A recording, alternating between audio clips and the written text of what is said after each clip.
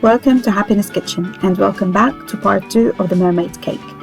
In part 1, I've shown you how I made the sponge cake and the buttercream.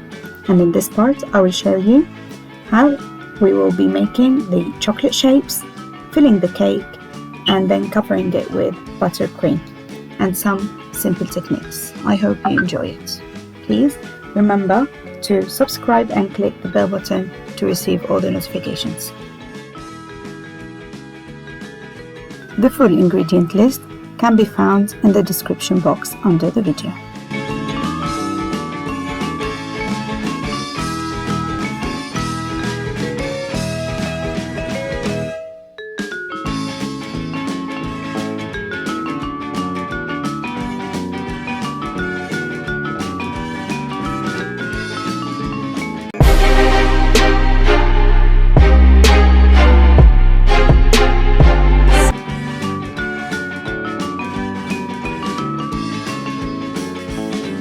Using edible food glitter of your choice, dust the molds, then add the sprinkles, then add the melted chocolate, melting it following the instructions on the packet. Using the back of a knife or a spatula, smooth out the excess of the chocolate and then put it back into the chocolate bowl.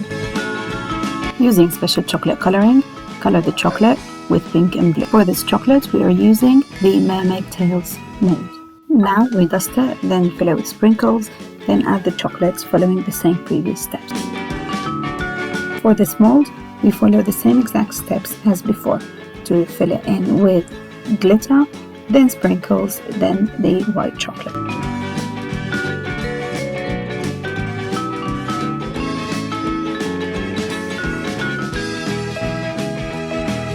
After all the molds have been filled, place the chocolate in the fridge for 2 hours until it sets.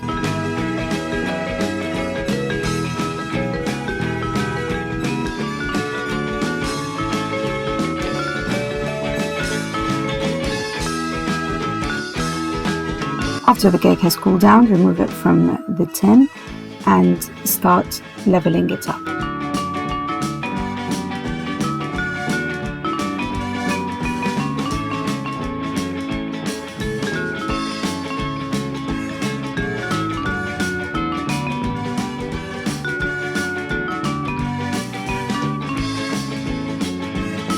To start layering the cake, use a serving dish, put some buttercream, then the first layer of the cake. Add the water and sugar, and then add the jam. To fill in the cake with buttercream, use a round tip. For the jam, add some hot boiled water on top of it to make it smooth, then you can use it to fill in the cake. Follow all the steps in the video until you've used all the layers of the cake.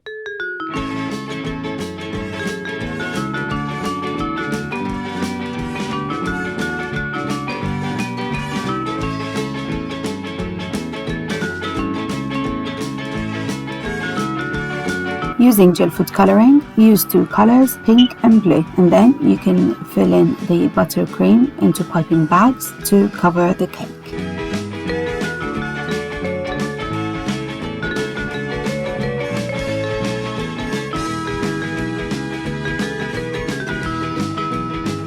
To make a marble effect on the cake, alternate between the pink and blue and then start smoothing it out following the same steps in the video. This can be done using a spatula or the cake slicer, or you can use a smooth knife. To achieve the sharp edges, keep on smoothing the buttercream until everything is sharp as you would like to see.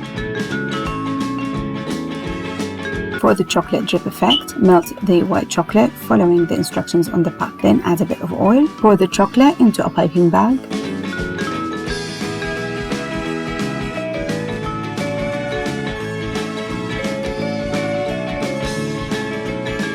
Cut the tip of the bag, then apply the chocolate onto the cake following the same steps in the video.